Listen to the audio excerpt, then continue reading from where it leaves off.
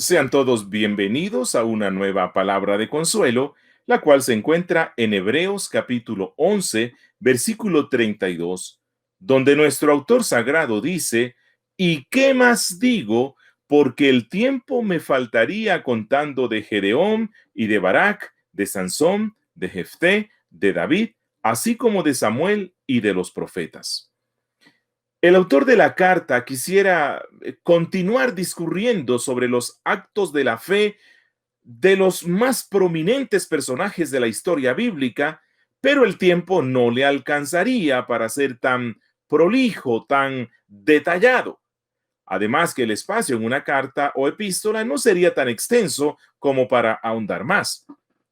Pero a él le agradaría hablar de la vida de la fe de Barak, de Sansón, de Jefté, de David, de Samuel y de todos los profetas, e incluso suponemos que de los apóstoles, profetas, evangelistas y pastores en el Nuevo Testamento. No obstante, siendo que los lectores conocían de cerca el Antiguo Testamento, él confía que con solo mencionar algunos nombres, ellos serían capaces de traer a la memoria los actos de la fe perseverante de estos personajes y otros que no mencionará. Su lista no es exhaustiva. El corto listado de nombres que presenta en este versículo tiene ciertas particularidades que nos pueden transmitir importantes enseñanzas. El orden de los nombres no es cronológico, es decir, no están en la secuencia histórica que nos presenta la Biblia, porque el orden cronológico sería Barak, Gedeón, Jefté, Sansón, Samuel y David. Si tomáramos este grupo de hombres en secciones de dos en dos, entonces encontraríamos que el último mencionado debía ser el primero según el orden cronológico. Es decir, entre Gedeón y Barak, el último es el primero cronológicamente. Es decir, en vez de empezar con Gedeón, se debió empezar con Barak. Lo mismo es en el caso de Sansón y Jefté, y entre David y Samuel. Samuel viene antes cronológicamente que David. Evidentemente, mi hermano, nuestro autor sagrado quiere enfatizar que la gracia, obrando a través de la fe, no tiene en cuenta la posición humana o la dignidad terrena, sino que ella exalta a los que quiere exaltar y da más honor a los que son considerados menos importantes en el reino.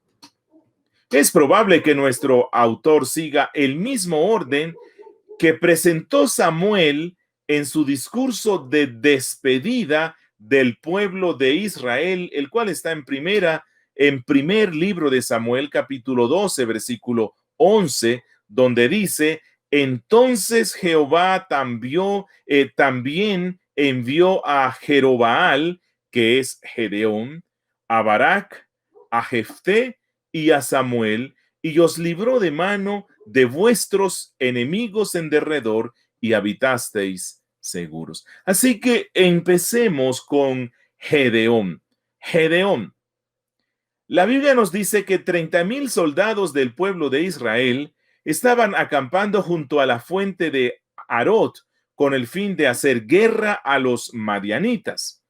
Los madianitas contaban con un número grandísimo en su ejército, al punto que el relato bíblico dice que estaban tendidos en el valle como langostas en multitud, y sus camellos eran innumerables como la arena que está a la ribera del mar en multitud. Jueces capítulo 7, versículo 12. Los madianitas eran un pueblo pagano, entregado a la idolatría, los cuales se oponían al pueblo de Dios. A causa de los madianitas, los israelitas habían trasladado su morada a las montañas y las cavernas, pues este guerrero pueblo los oprimía, invadiendo y saqueando sus cultivos. La guerra era desigual.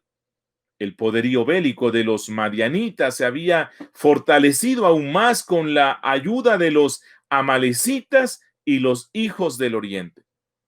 Gedeón, el jefe del ejército del pueblo del Señor, debía enfrentar un reto muy grande, un reto que superaba toda posibilidad humana de salir victorioso, más cuando entre un 75 y un 80% de su ejército estaba lleno de temor frente al enemigo, como se deja ver en Jueces capítulo 7, versículo 3. No obstante, Gedeón había tenido un encuentro con el Dios de Abraham. Él había sido convertido al Dios verdadero a través de una visita especial que le hiciera el ángel de Jehová, que no es más que Cristo preencarnado. La Biblia dice, y el ángel de Jehová se le apareció y le dijo, Jehová está contigo, varón esforzado y valiente. Jueces capítulo 6, verso 12.